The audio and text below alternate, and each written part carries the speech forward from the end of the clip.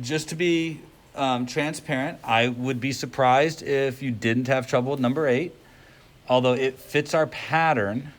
At least it fits the pattern, assuming that you tried it. It's not the same as the other ones we did in class, and therefore it might cause you a little bit of difficulty. So are you going to turn the lights out? Yep. Thank you very much, Adam. Appreciate it. So let's put the dynamics of the problem together. We're going to be... is that good enough for everybody? We have to turn off the red one. Usually that light right there causes trouble. So I didn't hear all of it. I know that we something about a bullet pass, so we assume that he's throwing it in such a way that it's going to be caught, I think, at the same height that it was thrown. So I think we can make the assumption that delta y equals 0. What was the angle that it was thrown? 10 degrees. 10 degrees, and Your power is 20. it's going 20 meters. Now, if you've been setting up your problems the way I've suggested, one of the first things you should have done is identify directions for positive. I'm going to assume up is positive and to the right is positive. The next thing I'm expecting you to do is to organize the information that you've been given. And I'm recommending a chart for that with vertical and horizontal information clearly displayed. In the vertical direction, you're going to have delta y, which is 0. For the initial y velocity, although in the past, we've been able to put a number to this, it's kind of clear that we're not going to be able to do that this time, so we might have to be a little bit more creative. It looks like I'm going to be in the way, so go over there. So I would still go forward. I don't know what the launch velocity is, but I know it's going to be v0 sine 10 degrees. And that part I do know, so I'm going to put in what I do know. Any question about that? All right. I don't know how fast it's going when it reaches the person who's catching it. I'm going to assume the acceleration is still the acceleration of gravity, 10 meters per second squared, and I don't know how long it's going to take. If up is positive, then this one's negative. Horizontal side, we know the range. It's 20 meters. We don't know the horizontal velocity. We just know that it's going to be v0 cosine 10 degrees. And at this point, you might be stumped because I really only have one piece of information on the right side. And it looks like I only have two pieces of information on the left side. And that might be the end of the story. But that doesn't stop our procedure. Our procedure said to solve for the time on one side and plug it into the other. So let's try that. There's no reason why you can't. If I do the same thing I've been doing with the other practice questions, then I would probably use delta y equals 1/2 a t squared plus the initial y velocity times t. That's going to be 0 equals 1/2 times negative 10 t squared plus v0 sine 10 degrees times t. Now I know that I can't do anything with that right now because it's got two unknowns in it. But I don't think that stops us. In the horizontal direction, I would have range equals Vx times t, which for us is 20 equals V0 cosine 10 times t. Individually, I can't do anything, but you guys have successfully passed Algebra 2, where you have been made quite aware that if you have two equations with two unknowns, you can use a process of substitution to get a solution. I have two relationships and two unknowns. So substitution should be able to give me my solution.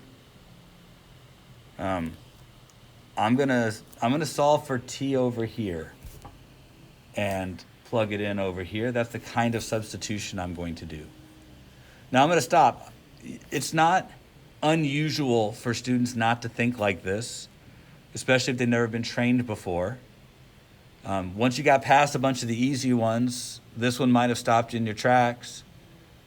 I don't believe it's outside your abilities, but sometimes I like to see if my students can think outside the box. Can they bring something to bear that they've had from another class and use it successfully here? If you were capable and you were able to do it, fantastic. If you weren't, well, I'm sorry. A lot of students get hung up here, but that doesn't mean that we're done. But it means that, you're hung up. I'm going to notice that on the left relationship, this one, I can factor out a t and say that one of my answers is t equals 0. When I do that, I'll get 0 equals negative 5t plus v naught sine 10 degrees. That's just going to simplify my problem a little bit and make it a little bit easier for me to do substitution. So I'll have 5t equals v naught sine 10 degrees. I do have to stop here. That's as far as I can go. But on the other one, I have, 20 equals v naught cosine 10 all times t. So I could, like I said, solve that for t and plug that in over there. Or I could solve this one for t and plug it in on the other side. Makes no difference. I think it's probably easier to solve this one for t. So I'm going to go to another page, excuse me, where I have a little more room to work.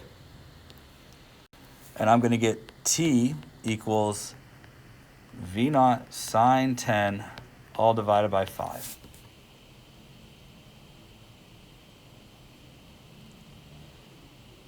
And I have 20 equals v naught cosine 10 now times v naught sine 10 over 5.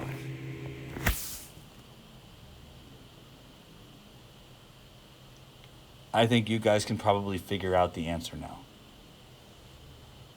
I'm going to multiply by 5 and get 100 equals v naught squared sine 10 times cosine 10. You'll have to do some algebra. You'll have to find the sine 10s and cosine 10s. You'll have to do all that kind of stuff. There. But I don't think it's too terrible. I don't think you were prepared to do this, but I think that you had the skill set to do this. So I'll wait patiently. I'm going to pick on somebody to tell me what V is in just a minute. And this is just to make sure that everybody's actually awake and participating. So I'm going to choose somebody at random. You got 60 seconds.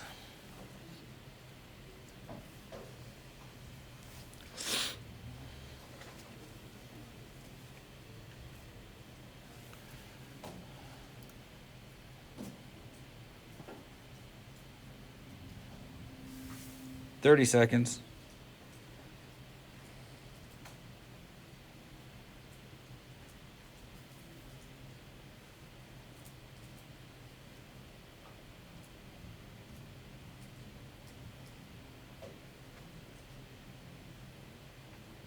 Fifteen seconds.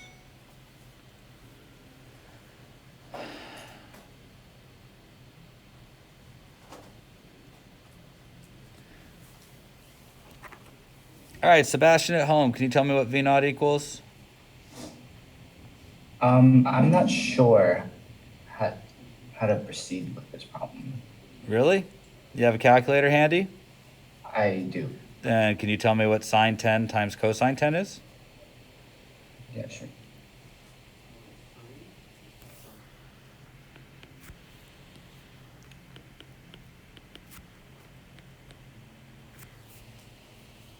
Make sure your calculator's in degrees.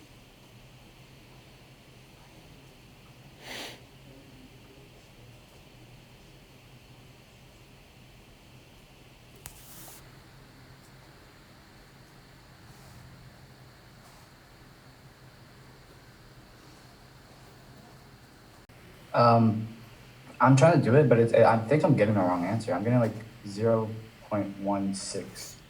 0.16, sounds about right. Oh, Maybe 0.17. yeah. Look, sine of 10 is going to be a really small number, and cosine of 10 is going to be close to 1. So, yeah, that's not terrible. Now, that's not the answer, but that's close. So now divide 100 by 0.17.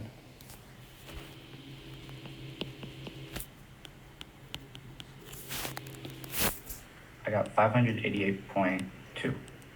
All right, so V naught squared equals 588.2. So now I need to take the square root of both sides.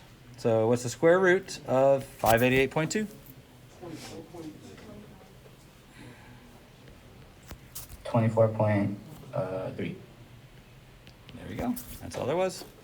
So let me hit the number 4, but I'd be happy to talk to you about number 4. Could you do me a favor, though, and read number 4 to me? You listed Dallas Harbor that is 3,500 meters away and the launch site at 5 south is speeded 220 meters per second. What angle should you use? Okay, yeah, this is the one I was thinking of. This is number 4? Yeah, this one's hard. It's the type 2 for sure. Okay. So I would expect people to ask me a question about this one. I don't think you can do it. So this kind of lets me know which ones you guys did and which ones you didn't. If you attempted number 4, you'll probably be able to tell me why I don't think you can do it. But if you didn't attempt number 4 or didn't try the practice at all, you wouldn't know. You probably should have trouble doing this one. So because I'm afraid that not too many people gave this one a shot, here's what we're going to do. I want you to get as far as you can on this one. If you follow the pattern of what we just did on the last question, you should get to a point in this problem where you're stuck for real. And I know what it should look like. So I want you to follow the pattern of what we just did. Point for point, moment for moment, solve for t on both sides, and then eliminate t to try and get your answer. It's going to take you about 5 minutes, I think. And I'm going to let you guys at home, I'll break you up into some groups, ask your questions of each other. You guys, same thing here. And I will pop into the rooms a little bit to see if you guys need help. So let's go with relatively small group. There we go. You guys jump in there, find a friend, and ask them some questions. All right, so many of you that I talked to, I didn't get into all the breakout rooms, but many of you who I talked to were able to reach a point where you couldn't really go any further. And that point has to do with the fact that the angle that you have is missing. And in other cases, we could work around that, but in this case, it's a little bit harder to work around. So let's take a look at least what we were given and how we might use it to set up this problem. And for right now, I want to be very clear. I am speaking to the students who had very big difficulty knowing just what to do to set their problem up. So there's a few of you out there, about 3 or 4, who really had no idea what to do. You've got to get past that. You need some notes that tell you what to do. So I'm going to be very deliberate here because it's going to be a problem. Your chart is something that you don't have to memorize. It's in your notes. Have it available. And tell yourself what each part is. So on this side, this is a comparison between how high the object was when it was launched and how high it is when it lands. So for this problem, it's 0. This next one, you can memorize. You don't have to try and figure it out. You can memorize it. The y velocity is always going to be v naught sine of the angle. So for this one, it's 220 sine theta. I don't know how fast it's going when it reaches the ground, but that's what that next one is. The acceleration is gravity, 10 meters per second squared. 9.8 if you're using mastering, and then the time. Now the horizontal side, range is where it lands, how far away. This one's 3,500. The horizontal velocity, well, that's just the other part of my triangle. It will always be the it'll always be the velocity times the cosine of the angle. So 220 cosine theta for this one. And again, the time. Now decide what direction is positive.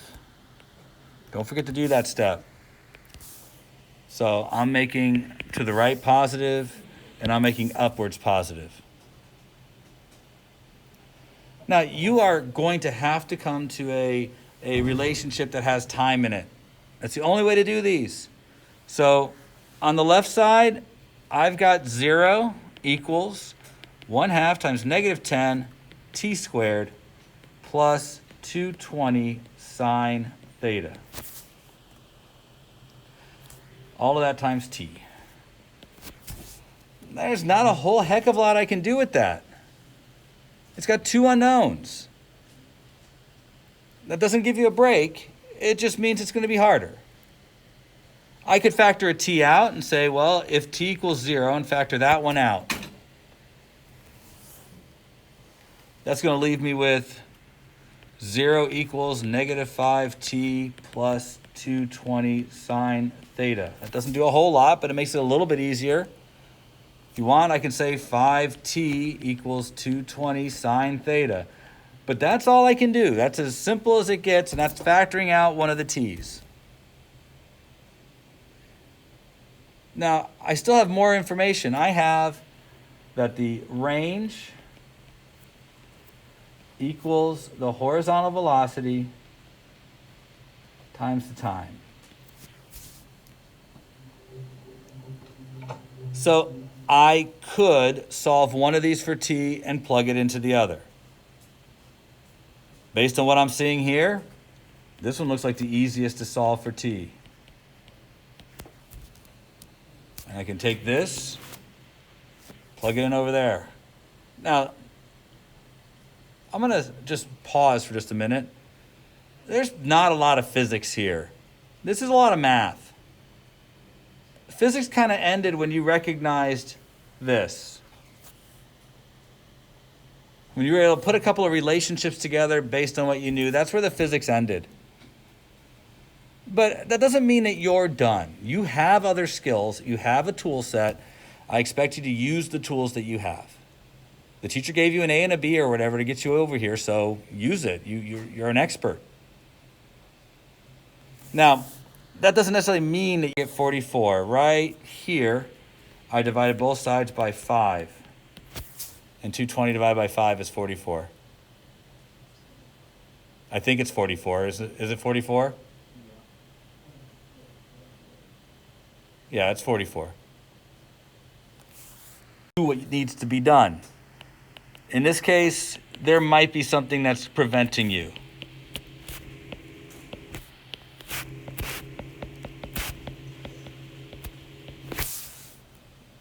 That should be where you are now. Now, you can get a little step further, but it's not much. It's going to be 3,500 divided by 220 times 44 equals sine theta cosine theta. Now, this is just a number. I don't know what that number is. You should work out that number. In fact, I'll wait patiently, but one of you is going to tell me what that number is. Yes, sir? All right, so somebody do that 3,500 divided by 220 divided by 44.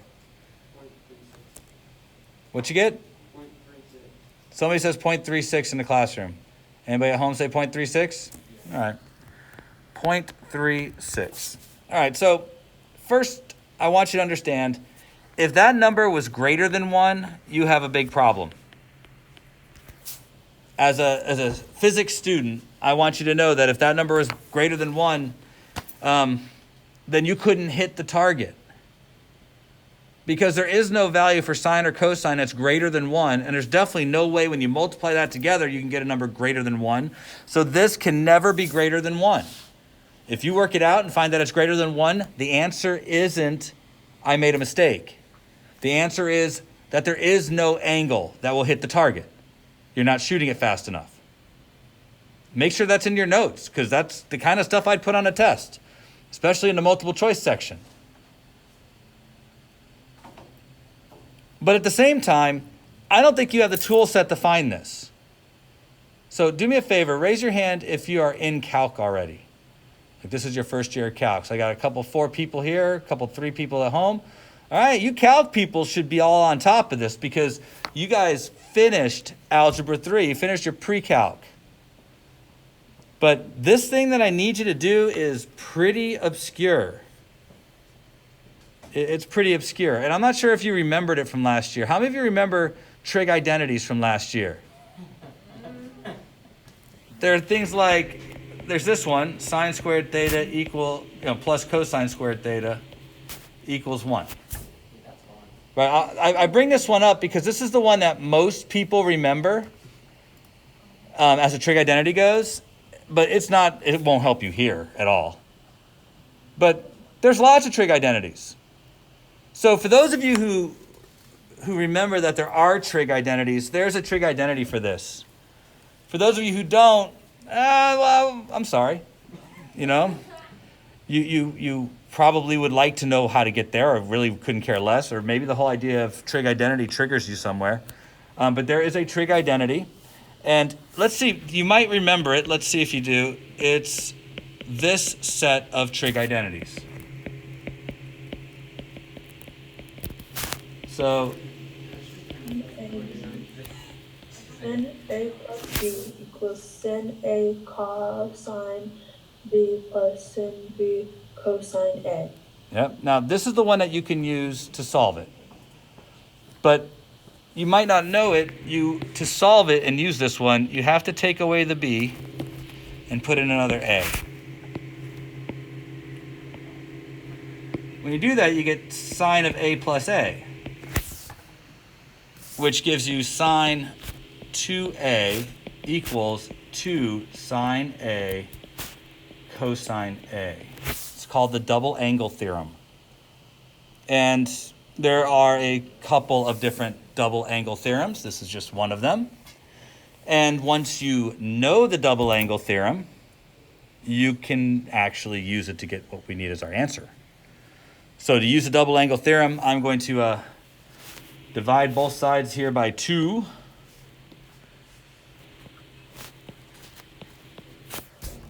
And then substitute and get 0.36 equals sine of 2 theta over 2. Now I think you can give me my angle. Now, don't feel bad if you didn't know how to do this. I would have been exceptionally impressed if you knew how to do this. And, there are some people in the room who knew, at least somebody who was able to get close to the answer doing this, or they were just trying out different angles to see what they could get, which is probably more likely. But if you had remembered this, I would have been duly impressed. But your job isn't to impress me. I just like it when I am impressed. So I'm just killing time because I figure one of you can't help but tap away until you tell me that theta equals. And I'm waiting, so. Yo, folks at home, let's see what you got. I see your hand there, Tanner. I know you got the answer.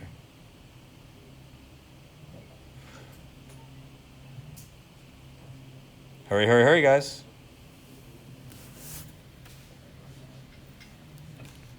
Being that we only have 6 minutes left.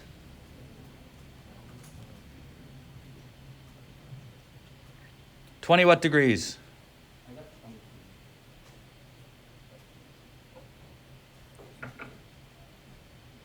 If you did it right, you should get about 23 degrees. If you did it wrong, are you sure you did it actually wrong? Did you realize that what you actually had to do is find that the sine of 2 theta equals 0.72 degrees, or 73. And then find that the inverse sine of that Leaves you with 2 theta equals like 46 degrees. Then you have to divide both sides by 2 to get that theta equals like 23 degrees. And that's where you get that from. A lot of extra steps there. However, that's not the thing I want you to know. I mean, yeah, I want you to do this. I want you to be successful students. And I want you to be extra smart to know that you can do this kind of stuff. But there's something else hidden here that needs to be brought up so that you can be actually students. And here's where, if you didn't follow this whole argument, you're going to have difficulty with this next argument. But I really don't let you off the hook here. Do me a favor. Sine is positive in which of these sections of the graph? Go ahead. First and second. So sine is positive here and here, negative here and here. So you guys are aware that your calculator only returns one answer. It returns the one in the first quadrant. But you know that there's actually 4 possible answers. 2 positive ones and 2 negative ones. And generally, we don't care about the other 3. I still need to know this. If you're trying to hit a target here and you're located here, I think it makes perfect sense to expect my angle to be something like this. I would not expect you to have to go into your calculator and find this angle because there's no way to hit the target over here if you shoot it behind you. The difference is, in this problem, you're taking that angle and dividing it by 2. Which means there's actually 2 answers to the last question, not 1. Because you can take your value and divide by 2, that means whatever the second angle was, because it's positive and you divide it by 2, it brings it from the second quadrant into the first. The answer is 23 degrees and its complement, which in this case is 67 degrees. Every one of these questions where the object is launched from the ground and lands on the ground has 2 answers. The first one you find is the low angle. The second one you find is the high angle. You've known that there's 2 angles your whole life. Anytime you've played with a hose, you know you can shoot somebody right in the face with the water, or you can put it up high and have it rain down from above. 2 angles for the same velocity. This is why. All right, we are going to have a short quiz when you first come to class tomorrow. It will not be of this level of difficulty, but it would be on the early kinds of problems. So, okay, guys, somebody asked me to put the answers up on up on Canvas. I will put the answers so you can check your work against the answers. Have a good day, guys.